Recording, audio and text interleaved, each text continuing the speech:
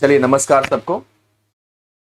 आज तो कॉमन जो सब चलिए पहला क्वेश्चन आपके सामने निकाल देते हैं और मिलाना है आपको कि कितना क्वेश्चन आपने सही किया है। निम्न में से किसका संबंध केंद्र राज्य संबंध से है? और इनडायरेक्ट रूप से ये जो क्वेश्चन है पहले कल परसों में भी हम करवाए हैं कि निम्नलिखित जो ऑप्शन दिए हुए हैं इनमें से कौन सा ऐसा ऑप्शन है जिसका केंद्र राज्य से संबंध है, बताएंगे जल्दी से।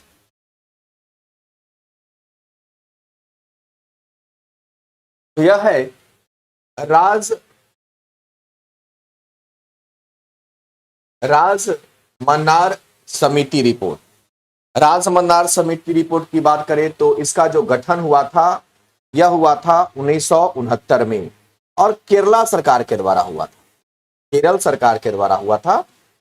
तो अभी बेसिकली इसको जब भी आपके सामने आएगा दो चीज, केंद्र राज्य संबंध किसे संबंधित है या राज मन्नार समिति रिपोर्ट किस चीज के लिए बनाया गया है, तो याद रखिएगा केंद्र राज्य संबंध किसे संबंधित है, राज मन्नार समिति रिपोर्ट से संबंधित है। अब एक कथन आ गया आपके सामने और कथन के बारे में हमेशा से हम एक बात आपको कहते रहे हैं कि कथन प्रायः आपको याद रखना है, ठीक है ना। चलिए जल्दी से इसका जवाब दीजिएगा। आप हमारी बात को सुन पा रहे हैं? साउंड जा रहा है ना अच्छे से? अधिकार सामाजिक जीवन की वे दशाएं हैं जिसके बिना मनुष्य अपना पूर्ण विकास नहीं कर पाता। यह कथन किसका है? तो याद रखिएगा यह कथन डायरेक्ट आपको याद रखना है। तो यह कथन है लास्की का। निम्नांकित कथनों में कौन राजनीतिक सिद्धांत से संबंधित है? आपके सामने ऑप्शन दिया हुआ है और आपको बताना है कि कौन सा ऐसा ऑप्शन है जो कि राजनीतिक सिद्धांत से संबंधित है। तो चलिए राजनीतिक सिद्धांत से संबंधित कौन सा है? तो राजनीतिक सिद्धांत उन सभी विचारों पर चर्चा करता है जिनके आधार पर राजनीतिक संस्थाओं का निर्माण होता है। बिल्कुल सही है, जिनके आधार पर राजनीतिक संस्थाओं का निर्माण होता है। राजनीतिक सिद्धांत उन सारी बातों पर चर्चा करता है। बिल्कुल सही बात है। राजनीतिक सिद्धांत विभिन्न धर्मों के अंतर संबंधों का विश्लेषण भी करता है। राजनीतिक सिद्धांत जो होता है अलग अलग जितने भी धर्म है, हिंदू धर्म, मुस्लिम धर्म है, सिख है, ईसाई है, सारे धर्मों की बड़ा अच्छे से व्याख्या करता है और अंतःकरण तक जाता है कि इनकी विशेषताएं क्या है। तो ये भी सही है। राजनीतिक सिद्धांत समानता और स्वतंत्रता जैसे अवधारणाओं के अर्थ की भी व्याख्या करता है। तो सब के सब पॉइंट सही है। ऐसे प्रश्न का जो जवाब होता है वह होता है उपयुक्त में से एक से अधिक। किसने लिखा है खून खून में होता है शांति में नहीं? ये कथन किसका है? तो यह कथन है हिटलर का। और हिटलर के बारे में याद रखना है आपको कि जर्मनी में नाजी दल का संस्थापक किसको माना जाता है? नाजी दल का संस्थापक किसको माना जाता है? तो हिटलर को। हिटलर कहां का शासक था? जर्मनी का। तो याद रखिएगा कि किसने लिखा है खून खून में होता है शांति में नहीं? तो हिटलर ने लिखा। प्रभु सत्ता के अद्वैत का समर्थन किसने किया था? ये सब वन लाइनर फॉर्म में क्वेश्चन है, लेकिन आपको यह याद रखना है, बताना है। प्रभु सत्ता के अद्वैत का समर्थन किसने किया? रूसो ने नहीं, जॉन लॉक ने नहीं, थॉमस हॉब्स से नहीं। कोई भी इसमें आंसर नहीं है। एक्चुअली में किया था ऑस्टिन ने। किसने किया था? ऑस्टिन ने। याद रखना है, ऑस्टिन ने प्रभु सत्ता के अद्वैत का समर्थन किसने किया? ऑस्टिन ने किया। कोई भी ऑप्शन नहीं है, इसलिए इसका जवाब होगा उपयुक्त में से कोई भी नहीं। किसने कहा है न्याय वह गुण है जो राज्य में निवास करता है? ये कथन किसका है आपको बताना है। तो यह कथन है जोवेट का। आपको याद रखना होगा किसने कहा है कि न्याय वह गुण है जो राज्य में निवास करता है। तो यह कथन है जोवेट का। राजा वीरेंद्र विक्रम की हत्या, ये वही राजा वीरेंद्र है, ये नेपाल के राजा है। कहां के राजा है? ये नेपाल के राजा है। क्वेश्चन कहता है राजा वीरेंद्र विक्रम की हत्या के बाद, हत्या इनका 2001 में हो जाता है, तो राजा वीरेंद्र विक्रम की हत्या के बाद राजा ज्ञानेंद्र ने नेपाल की संसद को भंग करके इस वर्ष पूर्ण राजशाही की घोषणा किया था तो वह वर्ष था 2002।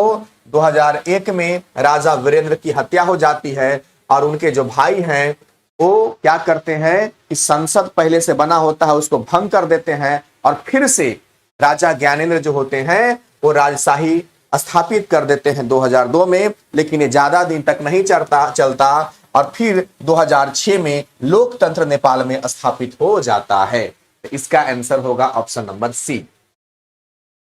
अगला क्वेश्चन देखते हैं।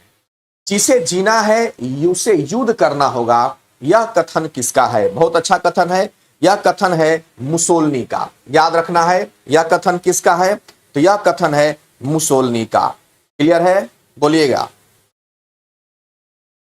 मुसोलिनी कहां का शासक था? इटली का शासक।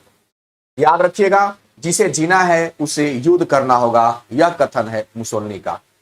विश्व के किस देश द्वारा 1948 से 89 के मध्य रंग भेद का एक आधिकारिक नीति की तरह पालन किया गया था? वह था दक्षिण अफ्रीका। आपको बता दें कि दक्षिण अफ्रीका का गांधी किसको कहते हैं, यह भी याद रखिएगा। तो कहते हैं नेल्सन मंडेला को। नेल्सन मंडेला को कहते हैं, यह भी याद रखिएगा। तो विश्व के किस देश ने, वह कौन सा विश्व का देश था जो 1948 से 89 के बीच में रंग भेद के लिए एक आधिकारिक नीति की तरह पालन किया गया? तो वह था हमारा दक्षिण अफ्रीका। और दक्षिण अफ्रीका से संबंधित एक प्रश्न हमेशा पूछा जाता है कि दक्षिण अफ्रीका का गांधी किसे कहते हैं? नेल्सन मंडेला को कहते हैं। संयुक्त राष्ट्र सुरक्षा परिषद के बारे में कौन सा कथन, ध्यान दीजिएगा, कौन सा कथन असत्य है आपसे पूछ रहा है? कौन सा कथन असत्य है आपसे पूछ रहा है, यह ध्यान आपको देना होगा। क्लियर है? कौन सा कथन असत्य है ये आपसे पूछा है। चलिए जवाब देंगे क्वेश्चन नंबर 120 का। क्वेश्चन नंबर 120 का बोलेंगे।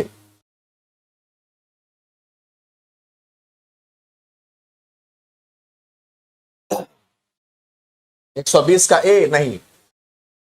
सुरक्षा परिषद की बात अगर हम करें तो इस परिषद में 15 सदस्य देश हैं, याद रखिएगा, जिनमें से 5 अस्थाई हैं और 10 का चुनाव जो होता है वो सामान्य सभा द्वारा 2 वर्षों के लिए किया जाता है। ये बिल्कुल सही पॉइंट है।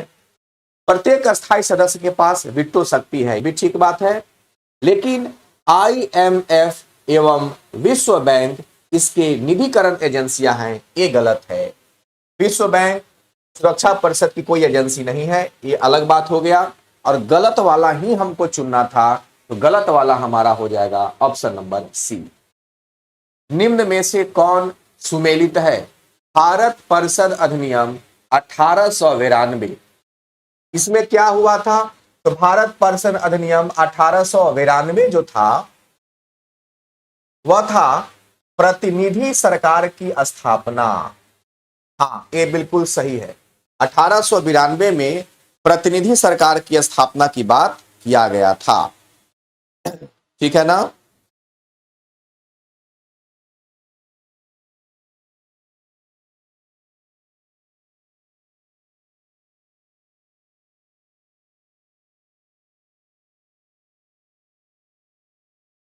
मार्ले मिंटो सुधार केंद्र में द्वैत शासन नहीं। केंद्र में जो द्वैत शासन है ये गलत है, क्योंकि केंद्र में जो द्वैत शासन है वो भारत शासन अधिनियम 1935 में था। और 1919 में क्या था? तो 1919 में था, ये भी गलत है। 1919 में था प्रांत में द्वैत शासन। देखिए एक बात याद रखिएगा, थोड़ा सा आपको नोट करके लिखवा देते हैं। इसका आंसर ए सही होगा, लेकिन 2 बात इस प्रश्न से सीखने को मिला। एक था केंद्र में द्वैत शासन, एक था प्रांत में द्वैत शासन। सबसे पहले प्रांत में द्वैत शासन की बात किया गया था, द्वैत शासन का बात किया गया था, और इसके बाद केंद्र में द्वैत शासन का बात किया गया था। तो प्रांत में जो द्वैत शासन का बात किया गया था, यह किया गया था भारत शासन अधिनियम 1919 में, और केंद्र में द्वैत शासन की बात किया गया था भारत शासन अधिनियम 1935 में। तो थोड़ा सा ये वाला की पॉइंट भी आप अपने एग्जाम के लिए याद रखिएगा। लोकतंत्र के बारे में निम्न कथनों पर विचार कीजिए। और लोकतंत्र के बारे में विचार करना है, क्या है भाई विचार? चलिए लोकतंत्र के बारे में विचार करते हैं, क्या है। इसमें लोगों द्वारा निर्वाचित सरकार का गठन होता है, बिल्कुल ठीक है। इसमें लोग ही निर्वाचित करते हैं और सरकार बनती है, बिल्कुल सही है। लोकतंत्र में ऐसा ही होता है। लोकतंत्र में वर्तमान में सत्तासीन लोगों के होने की संभावना अधिक होती है, बिल्कुल। वर्तमान में लोग क्या होते हैं? सत्तासीन होते हैं। हम चुनाव जिता करके भेजते हैं, लोकतंत्र में ऐसा ही होता है, जीते हुए लोग जाते हैं, ठीक है। प्रत्येक मत का मूल्य एक हो जाता है, बिल्कुल सही है। सबका चुनाव का वोटिंग का वैल्यू, गरीब हो, अमीर हो, छोटा हो, बड़ा हो, किसी जाति का हो, सबका वैल्यू एक माना जाता है। तीनों का तीनों बात ठीक है, इसलिए इसका आंसर होगा ऑप्शन नंबर बी। राज्य विधान पार्षद के संबंध में निम्नलिखित में से कौन सा कथन सत्य नहीं है? तो पहला पॉइंट पढ़ते हैं, महाराष्ट्र एवं तेलंगाना राज्य में द्विसदनात्मक विधानमंडल है, बिल्कुल महाराष्ट्र में है। तुम कब आओगी हम पढ़ा चुके हैं, इसका ट्रिक तुम कब आओगी। इसमें से 6 राज्य है, जिसमें एक तेलंगाना है, महाराष्ट्र है, कर्नाटक भी है। कल हम स्क्रीनशॉट भी इसका आपको मरवाए थे, याद होगा, बोले थे स्क्रीनशॉट ले लेने के लिए। बिहार है, आंध्र प्रदेश है, यूपी है, और बी से कुछ नहीं होगा, तो बिल्कुल ठीक हो गया।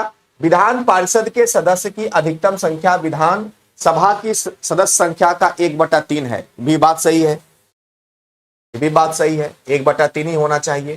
किसी भी राज्य में जितना भी विधानसभा होता है उसका 1/3 सदस्य विधान पार्षद में चुन के जाते हैं। जैसे किसी राज्य में अगर 60 वो विधायक है तो वहां कितना विधान पार्षद का संख्या होगा? तो 1/3 कितना हो जाएगा? 20, यानी कि वहां विधान पार्षद कितने होंगे? 20 होंगे, ये भी ठीक है। न्यूनतम सदस्य संख्या 60 होना चाहिए, नहीं, विधानसभा के लिए रूल है कि मैक्सिमम 60, मिनिमम 60 होना चाहिए, लेकिन विधान पार्षद के लिए मिनिमम यानी न्यूनतम सदस्य संख्या 60 नहीं बल्कि 40 होना चाहिए। इसीलिए गलत खोजना था, सत्य नहीं है। मतलब कौन सा कथन गलत है? तो गलत वाला हमारा हो जाएगा ऑप्शन नंबर सी। बहुत इंपॉर्टेंट क्वेश्चन है ये वाला। अगला क्वेश्चन ये प्रयास बैच है और ये एसके सुमन सर के द्वारा लाया गया है। 999 रुपया इसका प्राइस, 299 रुपया इसका प्राइस है।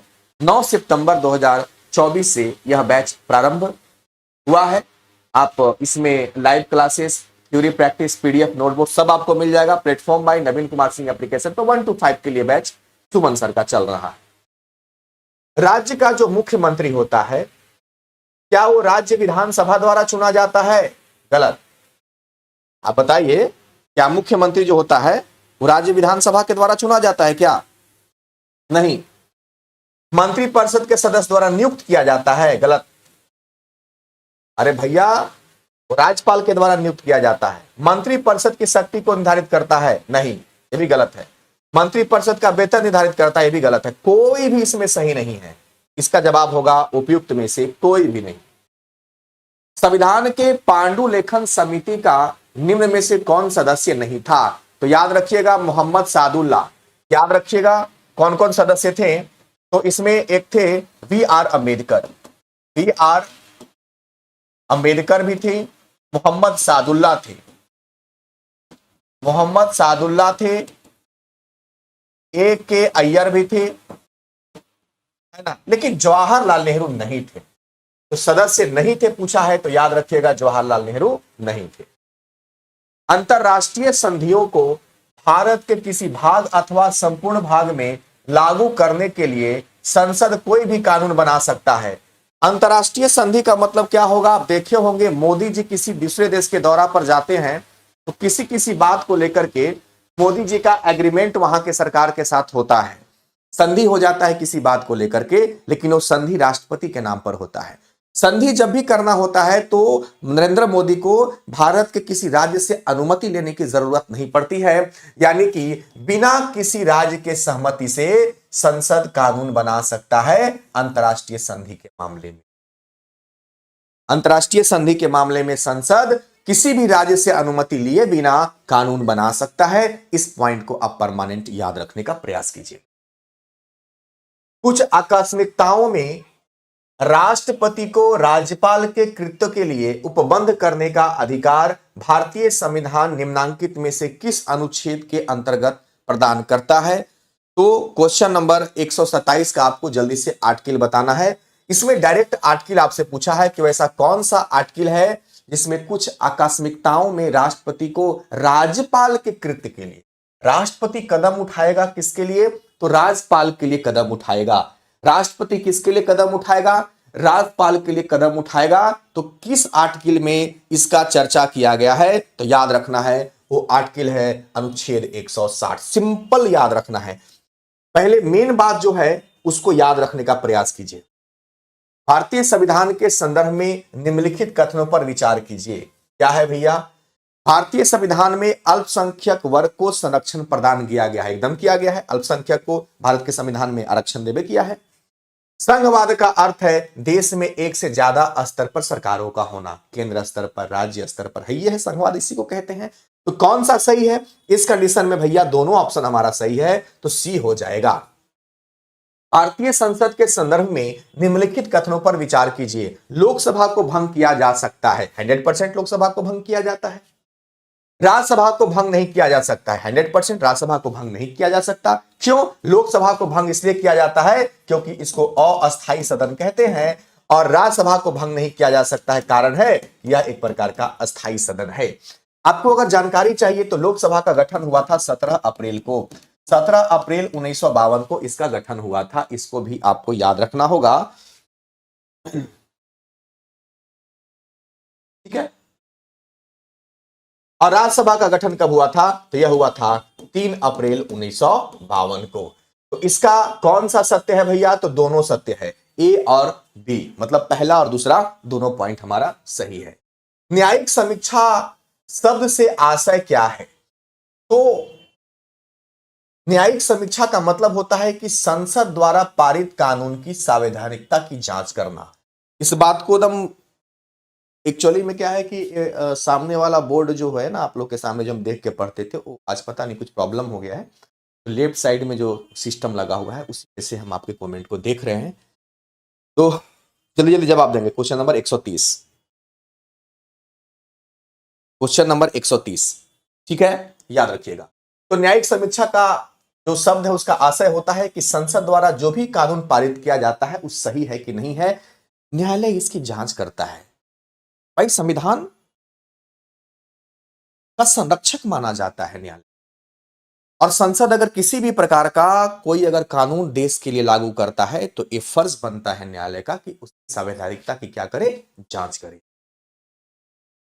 किसी भी अपराध का अंतिम निर्धारण कौन करता है? तो भैया किसी भी अपराध का जो अंतिम निर्धारण है वो न्यायालय करता है। तो ये तो एकदम मतलब सिंपल क्वेश्चन है और परफेक्ट क्वेश्चन है, इसमें ज्यादा दिमाग लगाने की जरूरत नहीं थी। और भारतीय संविधान किस तिथि को अंगीकृत किया गया था? आपको बता दें कि 9 दिसंबर की जो घटना है, 9 दिसंबर 1946 को प्रथम बैठक हुआ था, और इस प्रथम बैठक में अस्थायी अध्यक्ष चुने गए थे सच्चिदानंद सिन्हा। कौन चुने गए थे? तो सच्चिदानंद सिन्हा चुने गए थे। और 2 दिन के बाद 11 दिसंबर 1946 को जब संविधान सभा का दूसरा बैठक हुआ था तो डॉक्टर राजेंद्र प्रसाद को अध्यक्ष बनाया गया था, डॉक्टर राजेंद्र प्रसाद को। लेकिन घटना घटते घटते ये बात है 26 नवंबर 1949 को, 26 नवंबर 1949 को संविधान को अंगीकृत किया गया, संविधान बनकर के तैयार हो गया। और अंतिम बैठक हुआ 24 जनवरी 1950, और 2 दिन के बाद 26 जनवरी 1950 को संविधान को कर दिया गया लागू। कभी कभी प्रश्न आपके एग्जाम में पूछा जाता है कि भैया संविधान अंगीकृत कब हुआ, बन करके तैयार कब हुआ? यह हुआ 26 नवंबर 1949 को, और इसी 26 नवंबर को हम मनाते हैं संविधान दिवस। अगर आपसे क्वेश्चन में यह पूछ दे कि संविधान सभा की अंतिम बैठक कब तक हुई थी, तो 24 जनवरी 1950 को हुई अंतिम बैठक। लागू कब हुआ था? 26 जनवरी 1950 को संविधान लागू हुआ। छोटी छोटी बातें हैं जिसको कि आपको दिमाग में रखने की जरूरत है। क्लियर है? 26 नवंबर 1949 भूलिएगा नहीं, ये बहुत इंपॉर्टेंट पॉइंट है। क्लियर है ना? चलिए आगे बढ़े। Very good. गरीबी लग रहा है जी। चलिए, सरकार की प्रमुख जिम्मेदारियों में शामिल है। भाई सरकार की प्रमुख जिम्मेदारी में क्या क्या शामिल है? चलिए क्या क्या शामिल है इसकी चर्चा हम लोग कर लेते हैं। क्या क्या शामिल है? चलिए, शामिल तो हमको सब पॉइंट लग रहा है। नागरिकों को सुरक्षा प्रदान करना भी सरकार की जिम्मेवारी है। शिक्षा एवं स्वास्थ्य के क्षेत्र में आधारभूत संरचना का विकास करना भी सरकार की जिम्मेवारी है। टैक्स का इकट्ठा करना भी सरकार का जिम्मेवारी है। सेना, पुलिस, न्यायालय का संगठन का विकास करना भी। तो सारे के सारे पॉइंट सही हैं। ये सारा का सारा पॉइंट जो है ये सरकार की जिम्मेवारी में आता है। तो इसका जवाब हो जाएगा कौन कौन कौन कौन, उपयुक्त में से एक से अधिक। क्वेश्चन बड़ा अच्छा है और ये शायद हमको लगता है कि ये जितना भी आज तक हम डिस्कशन जितना बार भी करवाए हैं मतलब, तो उसमें पहला बार ही क्वेश्चन आया है। क्वेश्चन नंबर 134 कहता है कि भारत में विभिन्न धार्मिक समुदाय के लोग निवास करते हैं, उनके जनसंख्या अनुपात का सही क्रम कौन सा है? सबसे ज्यादा ईसाई है, जो भी ऑप्शन दिया गया उसके हिसाब से सबसे ज्यादा ईसाई है, तब सिख है, तब बौद्ध है, सबसे कम जैन है। याद रखना है इस बात को आज के बाद से, ऑप्शन सी होगा। निम्नलिखित में से कौन सा कथन असत्य है? भैया गलत कथन आपको चुनना है। चलिए गलत कथन चुनना है। कहता है नागरिकता से संबंधित प्रावधान का उल्लेख संविधान के तीसरे भाग में है। गलत, संविधान के दूसरे भाग में है, तीसरा भाग में तो मौलिक अधिकार है, इसलिए गलत चुनना था। तो गलत तो पहले क्या हो गया। भारत में जन्म, वंश परंपरा, पंजीकरण या किसी भूक्षेत्र के राज्य क्षेत्र में शामिल होने से नागरिकता हासिल की जाती है। बिल्कुल, 5 प्रकार से नागरिकता प्राप्त करने का भारत नागरिकता अधिनियम 1955 में बात कहा गया है।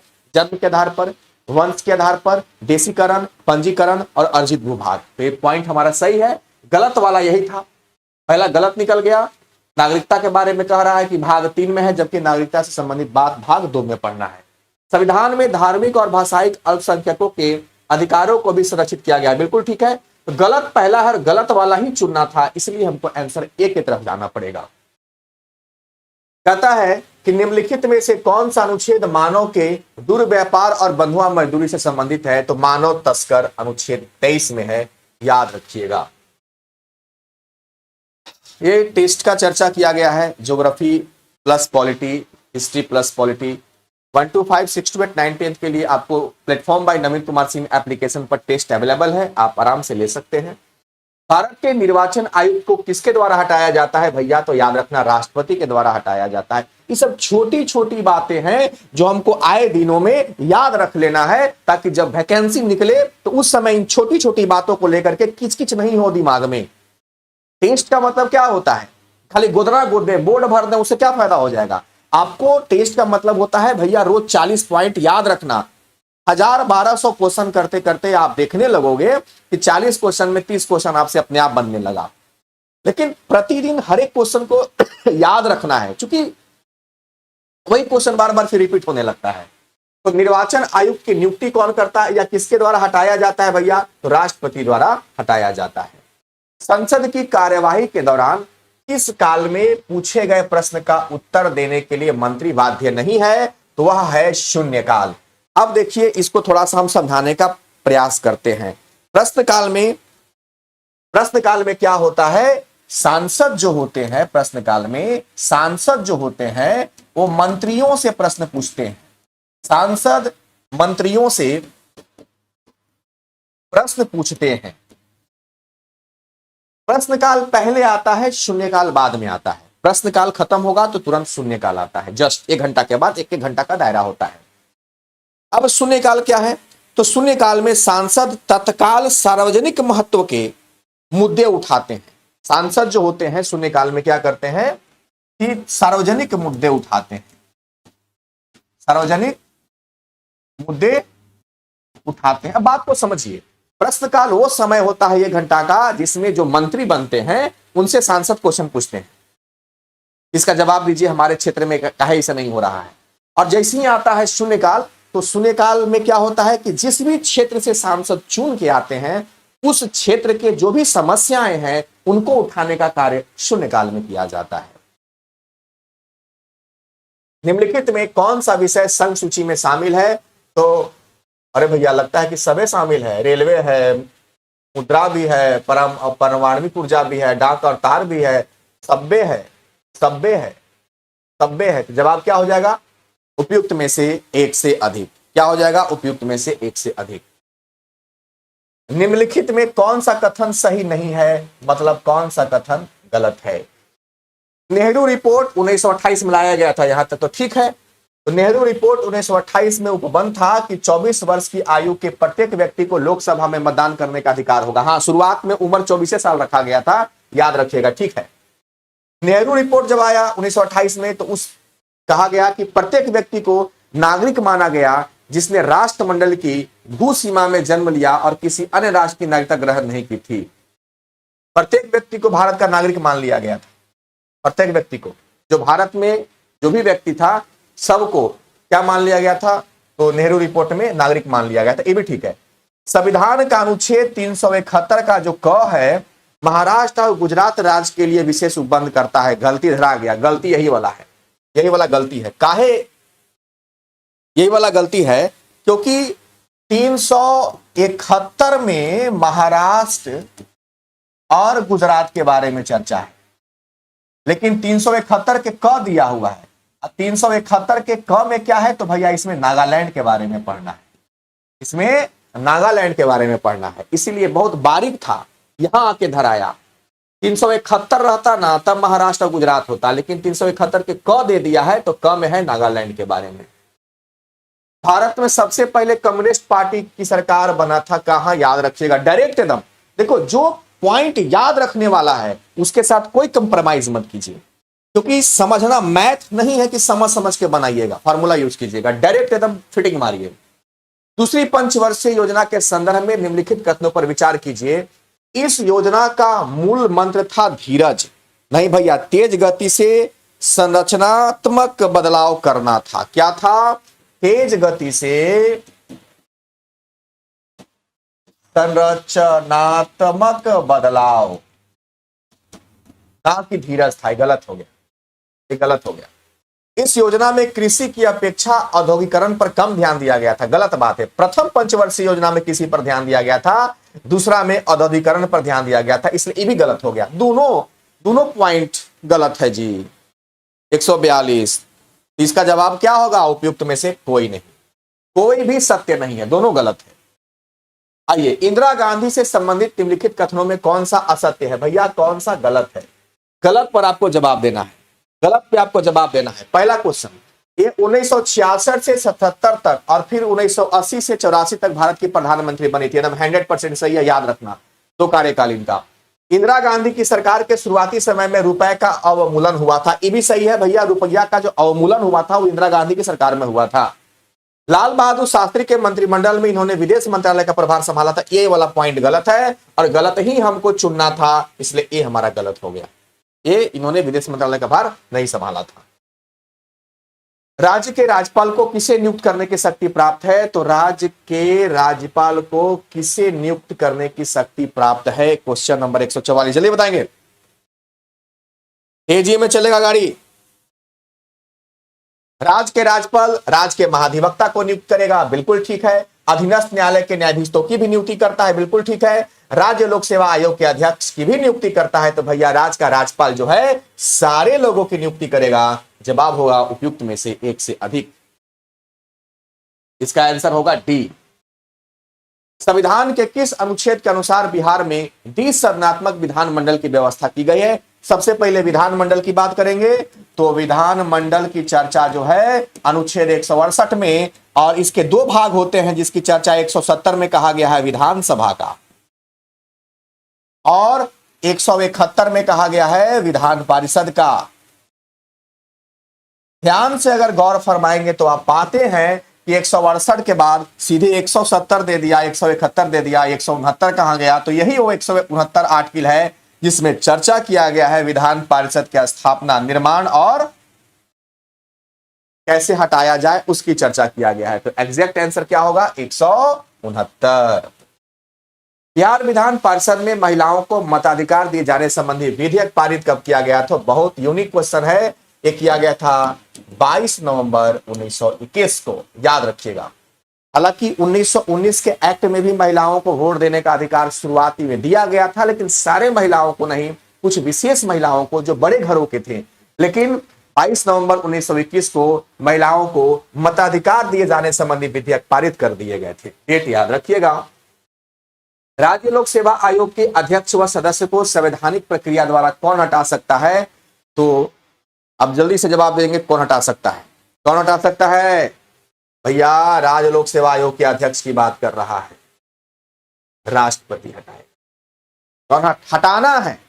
पिछला क्वेश्चन में ध्यान से देखिए, एगो देखिए कहां गया। राज्य लोक सेवा आयोग के अध्यक्ष सदस्यों की नियुक्ति कर सकता है राज्यपाल, लेकिन हटाने की जब बात आएगा तो हटाएगा नहीं। हटाएगा कौन? राष्ट्रपति हटाएगा। बिहार में पंचायती राज व्यवस्था त्रिस्तरीय है। बलवंत राय मेहता को कहा जाता है पंचायती राज व्यवस्था का वास्तुकार, और बलवंत राय मेहता के द्वारा त्रिस्तरीय पंचायती राज व्यवस्था दिया गया था। पंचायती राज व्यवस्था सबसे पहले राजस्थान में 2 अक्टूबर 1959 को लागू किया गया था, राजस्थान के नागौर जिला के बगदरी गांव में। इसके बाद 9 दिन के बाद 11 अक्टूबर 1959 को तत्कालीन प्रधानमंत्री पंडित जवाहरलाल नेहरू ने आंध्र प्रदेश में पूर्ण रूप से पंचायती राज व्यवस्था को लागू किया गया था। पंचायती राज व्यवस्था में 29 विषय रखा गया है। 24 अप्रैल को पंचायती राज दिवस मनाते हैं, इसको भी याद रखना है। पंचायती राज व्यवस्था जो त्रिस्तरीय है, उसमें जो ग्राम पंचायत होता है उस 7,000 की संख्या पर, पंचायत समिति 5,000 और जिला परिषद 50,000 के संख्या पर रखा जाता है, याद रखिएगा। जिला परिषद अध्यक्ष अपना त्याग पत्र किसको देगा? चलिए जल्दी से 149 का जवाब देंगे। तो याद रखिएगा कि जिला परिषद का जो अध्यक्ष होता है वो अपना त्याग पत्र देता है जिला दंडाधिकारी को, याद रखिएगा। बहुत सिंपल क्वेश्चन था। और अंतिम क्वेश्चन है कि बिहार में अंतिम बार कब राष्ट्रपति शासन लागू हुआ? तो पहले पढ़ेंगे पहली बार कब हुआ। तो पहली बार राष्ट्रपति शासन लागू हुआ बिहार में 8 बार हुआ था, इसमें से पहली बार हुआ 29 जून 1968 को। पहली बार हुआ 29 जून 1968 को। और अंतिम बार कब राष्ट्रपति शासन लागू हुआ? तो भैया याद रखना 7 मार्च 2005 को लागू हुआ। ये था आज का सर क्वेश्चन नंबर 144 को फिर से पढ़िए ना, फिर ठीक है प्यारे। क्वेश्चन नंबर 144 को हम फिर से पढ़ते हैं। राज्य के राज्यपाल को किसे नियुक्त करने की शक्ति प्राप्त है? जल्दी बताएंगे क्या दिक्कत है इसमें।